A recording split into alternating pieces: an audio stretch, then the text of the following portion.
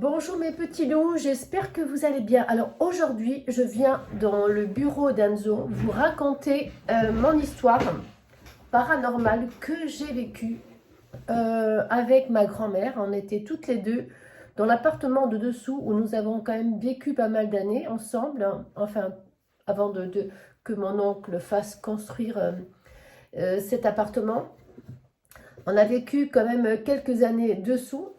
Et c'est vrai que dessous, j'ai vécu des choses un peu... J'avais 15 ans et je suis arrivée là, je ne sais plus quel âge j'avais en dessous, peut-être 9 ans, je ne sais plus. Mais c'est vrai que dessous, j'ai vécu quand même des choses un peu bizarroïques. Je vous le dis, franchement, c'était pas évident pour moi, sachant que j'ai des ressentis, je ressens des choses un peu... voilà, je suis un peu, comme on dit, une sorcière. Voilà, c'est vraiment le mot. Je suis un peu une sorcière et donc du coup, je ressens des choses, des... voilà, des trucs que personne ne ressent, que voilà, il y a certaines personnes qui ont des dents de ressenti, des dents de voyance, des dents de... Donc vous le savez, ce que moi j'ai comme ressenti quand je rentre dans une maison, je ressens le négatif, je ressens... avant, je ressentais en plus de ça, je pouvais savoir s'il y avait des personnes qui étaient là, qui étaient parties, mais qui étaient là encore. Voilà. Ça par contre c'est fini, je ne le vois plus parce que j'ai eu très peur, pardon. Et donc du coup ça, je l'ai englouti, je ne peux plus. Donc le fait d'avoir peur, ça m'a renfermé tout ça, c'est dommage parce que j'aurais bien voulu que ça revienne, mais voilà. En tout cas, il suffit que je fasse un déclenchement de moi-même pour que ça revienne, mais j'avoue que je ne suis pas encore prête. Non, non, non, j'avoue que je ne suis pas encore prête. Je vais attendre pour ça. Donc voilà, donc on était dessous l'appartement, dessous où j'habite. Et c'était en peut-être septembre, peut-être novembre. Parce on avait allumé la cheminée avec mes grands-parents et moi j'étais en train de faire un petit sac, en train de tricoter un petit sac. D'ailleurs, je me rappelle même de la couleur, c'était violet avec des petits brillants, il brillait un peu, ce sac était pas mal. Enfin, c'était moi qui l'avais fait, j'avais 15 ans, vous voyez, hein, donc j'étais fière de ma tête en fait, de faire ce petit sac et ma grand-mère était très contente, tout ça. Enfin bref. Et donc on était au coin du feu en train de discuter avec ma grand-mère de tout et de rien. Il y avait mon arrière-grand-mère qui se trouvait dans la pièce à côté. Donc on appelle cette pièce à côté, si vous voulez, un palladio. C'est-à-dire c'était une vieille maison de berger à l'époque où les bergers venaient pour s'occuper des chèvres, des vaches. Il restait l'hiver ou l'été, je ne sais plus. Hein. Et nous, on a rajouté en plus l'appartement de l'autre côté. Et mon arrière-grand-mère donc dormait dans le paillage où on avait mon oncle avait fait une chambre. Et ça donnait directement dans la cuisine. Et moi, j'entends mon chien qui était censé être dehors. Et je l'entends dans la chambre en train de hurler, mais je vous dis, de hurler à la mort, c'était affreux. Mais je vous dis affreux. Il hurle à la mort. Et ça, vite, moi et puis ma grand-mère et puis moi, nous courons dans la chambre de mon arrière-grand-mère pour savoir pourquoi ce chien crie à la mort. Et en plus, il devait être, je crois, 4h30, 5h. Donc, nous courons vite dans la chambre pour pas que ce chien réveille mon arrière-grand-mère qui était en train de dormir. Et ben, le chien, il n'y est pas. Il n'y a pas de chien. Et pourtant, le hurlement, le cri ça venait bien de la chambre de mon arrière-grand-mère. Donc, on s'est dit, comment ça se fait que Toby, je crois que c'était Toby à l'époque que j'avais, pourquoi Toby Bayard, je sais plus, enfin, je sais plus le prénom de mon chien, veuillez m'excuser, pourquoi il crie comme ça, mais à vous donner des frissons, quoi. Donc, on va dans cette pièce, dans cette chambre. Mon arrière-grand-mère dormait, donc on l'a laissé tranquillement dormir. Le chien n'est pas dans la chambre, donc on fait le tour, mais on ne comprend pas parce que, si vous voulez, ces cris, ce hurlement de chien était dans la chambre, ça venait de la chambre de mon arrière-grand-mère. Et là, il n'y a rien, le chien n'est pas là. Donc, je fais le tour de la villa, pas de chien. Donc, je monte vite, vite, vite voir mon oncle et mon grand-père qui se trouvaient dans le jardin. Je lui dis, vous avez entendu Toby qui a hurlé à la mort Est-ce que vous l'avez entendu hurler? Parce que c'était vraiment très fort. Je dis, vous êtes censé l'avoir entendu. Voilà. Et ben non.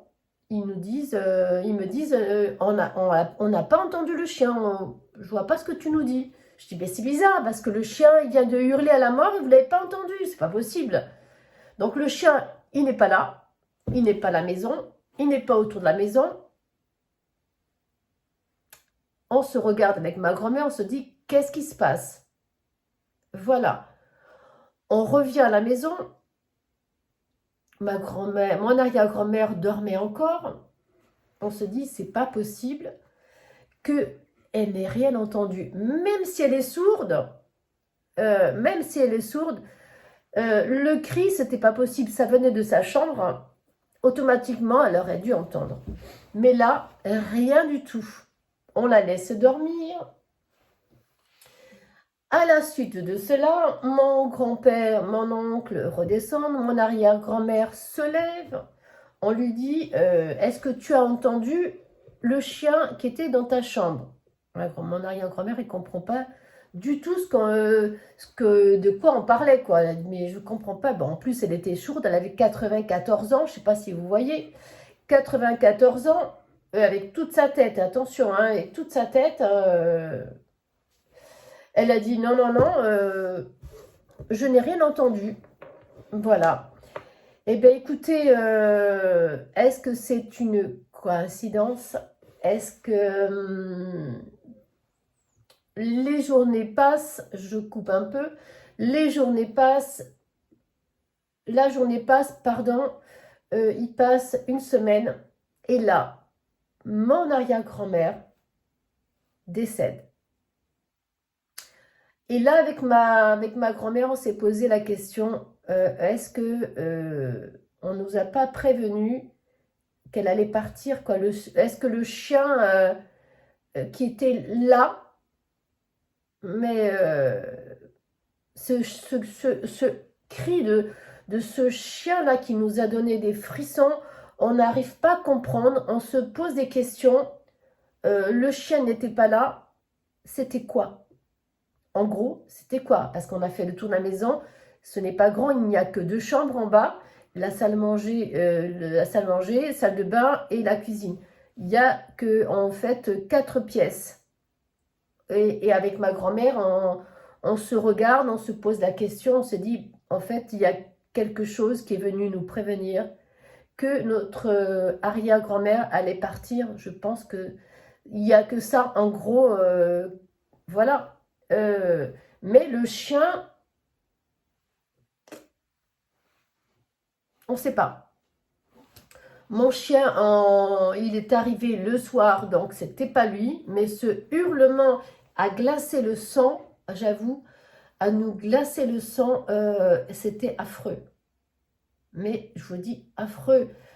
J'en ai eu, d'ailleurs, je vous dis, hein, dans cet appartement en bas, c'est difficile pour moi. J'ai eu quand même pas mal de ressentis. Alors, c'est vrai que c'est de l'ancienne pierre, hein, les vieux paillades, il y a de l'ancienne pierre. Il y a, donc, les pierres gardent pas mal de choses. Elles retiennent pas mal de choses.